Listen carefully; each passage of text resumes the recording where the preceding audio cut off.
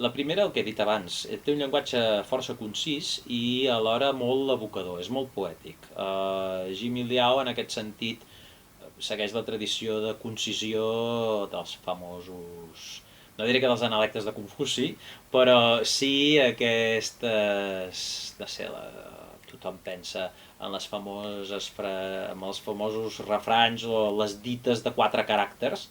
Funciona una mica així de vegades. Altres vegades utilitza també un llenguatge més col·loquial, més de carrer, sobretot quan deixa que parlin, per exemple, els nens, que són els protagonistes o narradors de moltes de les seves obres.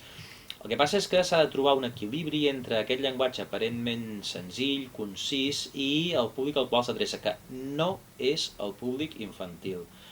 El fet que siguin àlbums il·lustrats no vol dir que siguin àlbums il·lustrats per nens. I, de fet, el mateix Jimmy ho ha dit, ho ha repetit i ha insistit molt. La setmana passada va ser a Madrid arran de l'exposició d'una important selecció dels seus dibuixos al Museu ABC i vaig tenir l'oportunitat de participar amb ell en una trobada amb el públic lector a la FNAC de la plaça del Callao. I el públic molt majoritàriament era adult, i el públic havia entès també molt bé que Jimmy Liao no s'adreça a un públic infantil. Que als nens els pugui agradar també Jimmy Liao és evident. Jo tinc un fill i una filla i els entusiasmes Jimmy Liao i tenen 13 i 14 anys, però els entusiasmes ja des de fa alguns anys. Ara, que Jimmy Liao s'adreci a aquest públic, no. El que cal és trobar un llenguatge que sigui senzill i concís però no infantil i que sigui també evocador.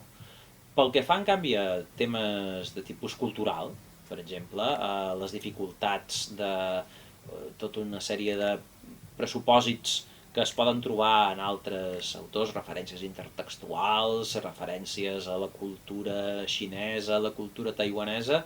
El mateix Emiliao ha dit sovint que ell vol adreçar-se a un públic el més ampli possible i per això, tret d'alguns casos molt puntuals, com per exemple en un llibre No soy perfecta, en què es parla en un moment concret dels 40 paradigmes de la pietat filial, que això tots els aficionats a Confuci saben a què es refereix, que fora de casos molt puntuals, com deia, no hi ha dificultats. De fet, Jimmy és un autor molt occidentalitzat i que té com a referents sobretot figures literàries, artístiques, cinematogràfiques, molt més occidentals que asiàtiques.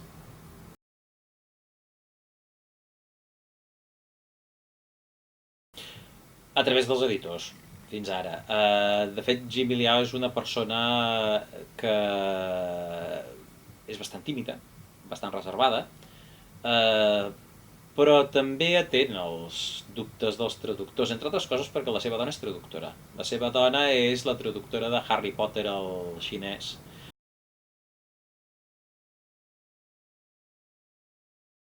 No em donen plantilla perquè, clar, el problema que hi ha no és només la manera de distribuir el text, de vegades fent espirals, de vegades en vertical, de vegades en horitzontal, de vegades en vertical a la xinesa, és a dir, en vertical i a més per ser llegit de dreta a esquerra.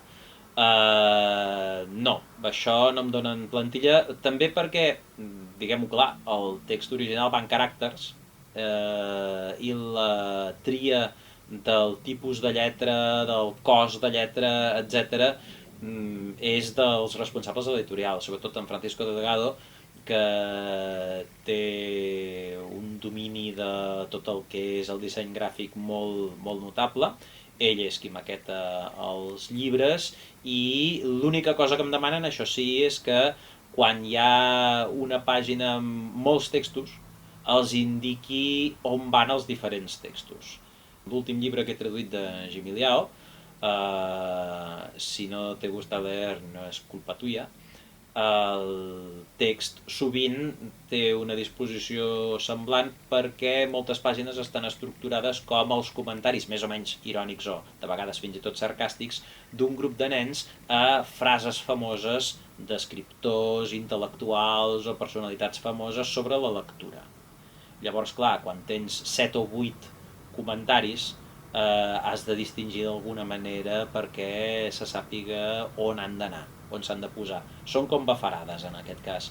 Hi ha altres llibres en què no, que la distribució text-imatge és molt més senzilla, però, com tu dius, de vegades cal donar aclariments i instruccions perquè a l'hora de maquetar-ho en Francisco, que és qui, com et dic, sovint és qui maqueta, o gairebé sempre és qui maqueta els llibres, sàpiga on va cada text.